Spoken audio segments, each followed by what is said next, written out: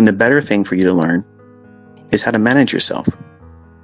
You're constantly in this state of chasing something when you're supposed to be spending the time this year diving into yourself.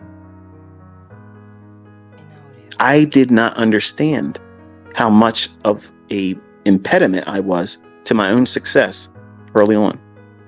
I all the time looked at outward excuses. I blamed my first wife that she left me. I used that guilt. Oh, no wonder I couldn't make any money. She left me, and I'm distracted by that. That's bullshit. That was bullshit. Because every night when I was studying, I was motivated by thinking I'd win her back. So that wasn't it. It was just a perfect excuse. When I would blow my account, I would say, oh, well, it's because her. She's already with somebody else. She ain't seen me. I ain't slept with her. She didn't cheat on me again. That's a dead issue. But the human in me wanted to take the fault and place it on something else but me. And my inability to have enough experience to know what I should know. You learn this lesson if you're able to trade with real money long enough. When you get in those painted into a corner type scenarios, like you have nowhere to go and you feel like you're trapped when you're not, just get out of the trade, close it. As soon as you start worrying about the outcome of the trade, as soon as it becomes a worrisome thing and it's a source of anxiety or discomfort physically, and it's manifesting physically, that's the surest sign that you need to get out. Close the trade and don't even go back in the same day. And have no regrets about that. There's nothing wrong with that. But everybody on social media will fucking tell you you're weak. You're a pussy. You can't do this because look how soft you are. You're not hard. Let me tell you something. You can go real hard into the poorhouse trying to overdo something. And you're insisting you're going to be your way. And you lose sight of what it is you're supposed to be doing. You're there to make money. You're not there to win friends and influence people. When you look at social media, that's what trading is. Get more followers, get more likes, get worshipped. He's got more comments in the section of his videos than I do. He's got more followers than me. When real traders, like real people that do this and do it well, that's the focus. That's it. I don't want to see your glad-handing comments. I don't care if you like my posts. I'm going to still do them. I don't care if you stay in the whole Twitter space and leave early or say I talk on about dumb shit. I don't give a fuck. I mute you or block you. That's the way it is. I don't need to see your bullshit. But you can't do that with your own trades. That's the wrestling point that I want you to understand. When the market is not doing something that you wanted or expected it to do and you're in a trade, you have to make a decision. You're at a crossroads. What do you do? What are you going to do? What is the process that you are always going to go through? First rule, am I physically feeling discomforted by this? Is it physically affecting me? Because I'm going to tell you something. I'm 50. I have, when I was 36, when's it? 2009, March 9th, 2009. I wrecked that bike. It was like 2012. Yeah, 2012. I was trading and I got into a trade that really wasn't that big. But then I started worrying about the outcome of it. And it was not even that big of a deal. And I tried to close the trade and it wouldn't take my order. So immediately, my left side of my face got numb, started tingling. And I'm like, oh shit, that's weird. And I felt like my left eye was like if you put your finger on your outside edge of where your eye meets your eyelashes, I guess, you know, at the end of your eyebrow. It felt like someone had their fingertip right there and just slightly just pulling it away from the corner of my eye. And it was all tingling. And I'm thinking to myself, what the hell is that? And it felt like it was moving down into the corner of my lip, all on the left-hand side. And the more I thought about it, and the more I started thinking about, oh no, is this a stroke? Because my father has had multiple strokes. His father literally died from a stroke when my father went to jail. He got arrested and he's serving 2 consecutive life sentences plus 20 years. And then I don't know how many years he got for breaking out of the Maryland penitentiary in 80 something, whatever it was. But when they showed the newspaper of my dad being arrested for a contract murder, my grandfather saw the paper and his head just slumped over, done, just like that. Stroke just took him out real quick, boom. So in my family, strokes are an issue. I mean, it's a thing that goes, that and diabetes. So my first thought was, am I having a stroke? And what triggered it was something unexpected. I couldn't get out of the trade. The broker wouldn't let me close. Okay, it's not that big of a deal. Even if it would have moved on me and took the stop, it wouldn't have been a big deal. But that sense of I'm not in control. I'm not in control and I can't fix it triggered instantly a body symptom. You might have this similar thing happen. I didn't have a stroke, by the way. I went to the hospital. Everything's checked out. Heart was fine. Brain was fine. No issues. Thank you, Jesus. But long story short, these body symptoms are going to manifest themselves through anxiety. Fear, depression, and anxiety. Those 3 triggers are going to cause you to have irrational fear, uncontrollable fear, and sometimes fear so gripping and terrifying that you're convinced that you're about to die. Now, how are you going to be able to navigate the marketplace if that happens to you? If you feel that sense of impending doom and any time you're dropping dead. Like when I was feeling that, I was like, how embarrassing would it be if my wife finds me laying here dead? Like, that's embarrassing. And that caused more anxiety. Like, what the fuck? If I'm dead, I'm going to worry about it, right? But that's irrational thoughts. And when you get caught up in that state of panic, because the market's not doing what you want it to do, you're going to think irrationally. So you have to have a process that's written out, preferably at your trade desk, in front of you on the wall, laminated. If shit goes upside down, do this. My protocol is this. Take something off. Does it subside? If it doesn't, take more off.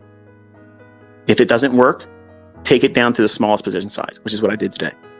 If that doesn't subside it, then you close the trade and have no regrets about it and be done. Who gives a shit if it goes up parabolic or drops, parabolic? Who cares? You have to be balanced. And that sounds crazy coming from me because I'm not chemically balanced. But listen, I know my shit, okay? I know what is going to be the barriers for you. And most of you that keep coming back to me, I know my shit because you have experienced it, and you're also experiencing now consistency, profitability. You can find the winning trades. You're making money now. Okay, so I've won you over, and I'm increasing that level of understanding by telling you it's not a weakness for you to be able to pull the plug when it's time. Like, it's those trading environments, you should have no regrets about euthanizing that trade. Just completely take it out. Pull the plug on it. It's no longer in a position where it can affect you. Walk away from it. How many trades have you seen me execute on just this year? Daily. What if half of them were just me taking some of it off in partials and then pulling the plug and never got to the end result? Would that be losing? No, not at all. I wouldn't feel like that was a losing trader. No one should look at that as a failed mentor or teacher, because it's still building the bottom line up. Finding setups, engaging them, and following the logic that would lead to proper trade management. But if you don't have these protocols in place and making room for a process that you don't panic, and you need to have it written out. Why written out? Because you're going to look around your room when you're in that moment of panic. You're going to reach for those things that make you feel comfortable. For me, it's a deck of cards. When I start fidgeting, I do shuffling, I fan them, I deal them. Like I deal 21 hands to myself and a hand in front of me, and I play 21. I distract myself when I'm feeling that. And if I can't focus on following through on the trade idea, then I have to start taking something off the trade. There's little fidget spinners. I have a couple of them. As soon as you start spinning that thing, and you feel like you want to spin it faster than you ever spun it before, it's telling you something. That's a manifestation physically that you're trying to do what? You're trying to exert your will on something other than the market who's right now ignoring you. You want that market to bend to your will. It's not going to fucking bend to your will. So stop thinking that. You must bend to its will. And everybody on social media is trying to communicate that they don't ever have that problem. And that is horse shit. That's bullshit. That's why you do not see them consistently. That's why you see them hiding shit. Deleting their streams when they lose. Not updating their MyFX book. That shit is showing you that they're wrestling with things. They're wrestling with things just like you, just like me, because trading is mental chess with yourself. And it gets back to the question I asked on, I can't remember what the SoundCloud. Is it SoundCloud? Now I'm wondering if I even said that right. I did these are you deserving? That whole presentation I gave about that. Are you in a position where you feel like you deserve to be successful? Because much like an abusive relationship does to the abused, they feel like they don't deserve anything but the abuse after they've been abused over and over again. You feel like, oh, this is the way it is. And you freeze up. And you just want that shiny white knight to come in there, and some magical good fairy of good luck comes in there and sprinkles the good dust of good luck on your outcome. And you weather it and you get out by the skin of your teeth. That's not going to happen in trading. There's no Santa Claus. Okay? There's no forex Jesus isn't coming in there. God's not up there listening to you praying, please get me out of this trade. The fact that he's given you the physical manifestations, that's him telling you, get out of the trade. I mean, I'll believe God exists when he shows up. Well, he's showing up in physical manifestations. He's speaking to you through your conscience. Close the trade. Get out of the trade. You're in something that's toxic and you're trying to hold on to it. But I love him. He beats me, but I love him. He's cheated on me, but I love him. Get out of that toxic relationship. That trade is a toxic relationship. It's a go nowhere, dead end relationship. You're going to get nothing from that relationship. It's just going to suck more blood from you. And it's going to make you feel drained. And you're not going to be able to be energetic to take the next good trade that forms, because you are now further abused and damaged. You're damaged goods now.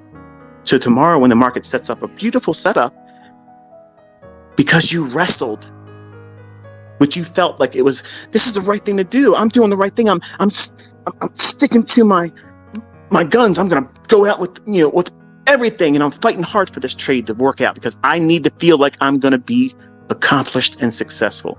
And you're doing everything wrong.